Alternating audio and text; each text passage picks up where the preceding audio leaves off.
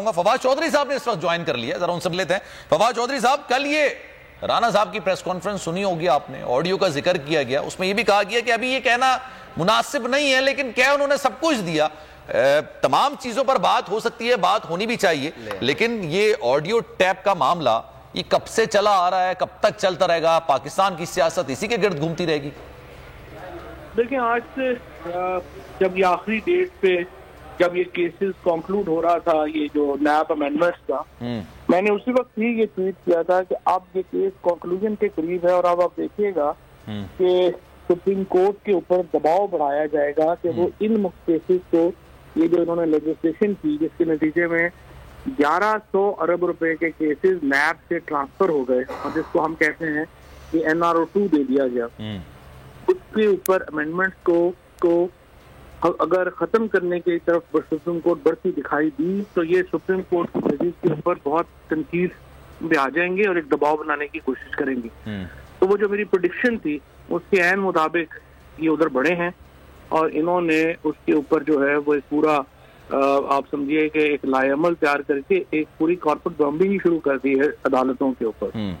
और ये जो इस वक्त सिचुएशन है जिसमें वो सुप्रीम कोर्ट के जजेस की टैप टेप्स जो हैं उसको प्रोपेगेट कर रहे हैं। और आप जरा, मैं आपकी बोल की बड़ी बहुत जबरदस्त टीम है जो सोशल मीडिया टीम, आप जरा उनको कहिए कि जरा वो अकाउंट मैच करें आपके साथ कि जो अकाउंट जो हैं जो मरियम नवाज की कैंपेन कर रहे होते हैं वही अकाउंट जुडिशरी के ऊपर जो है वो कैंपेन चला रहे हैं। वो मुख्तलिफ अकाउंट्स नहीं है।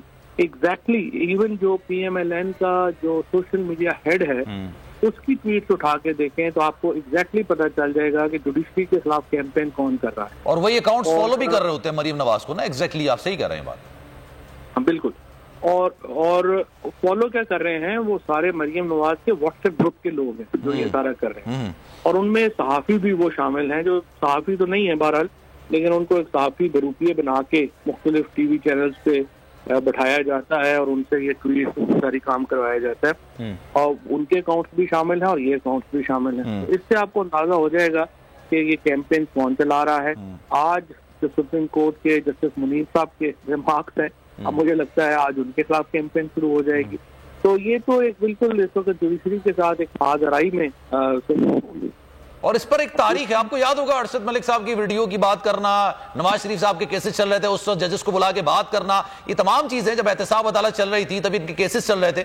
ये बड़ी लंबी तारीख है। 90s में आपको याद होगा सज्जाद अली शाह साहब की अदालत में हमला करना, ये तमाम चीजें, तरीका वारदात तकरीबन वही है। आप जरा देखिए ना कि जो केस एक हुआ था, जो जियो TV ने पहले ब्रेक की खबर कि वो एक एफिडेविट आ गया है जिसमें बताया गया है कि वो साकिब निसार साहब हदायत दे रहे थे पैनामा की। उसके बाद वो इस्लामाबाद हाई कोर्ट में गया, इस्लामाबाद हाई कोर्ट में वो जज साहब पेश हुए, उन्होंने माफी मांगी, रिट्रैक्ट किया। उस केस का क्या बना? अगर उस वक्त फोन टैपिंग और वीडियो के ऊपर इस्लामाबाद हाई कोर्ट एक मौसर एक काम करती, आज जजेस खुद निशाना ना बनते। अगर आजम सवाती की ऑडियो वीडियो के ऊपर सुप्रीम कोर्ट और जजेस खड़े होते, आज उनके घरों तक बात ना पहुंचती। अब तो देखिए इस्लामाबाद में हर जगह पे बात मशहूर है कि इसलिए जजेस के दबाव में लाया जाता है कि हर जज की रिकॉर्डिंग जो है वो की गई है और आपके सामने है। प्राइम मिनिस्टर ऑफ पाकिस्तान के ऑफिस की कोई सेंटिटी नहीं है, चीफ जस्टिस साहब के घर की, उनकी ऑफिस की कोई सेंसिटिव नहीं है। तो बाकी पाकिस्तान फिर क्या करेगा?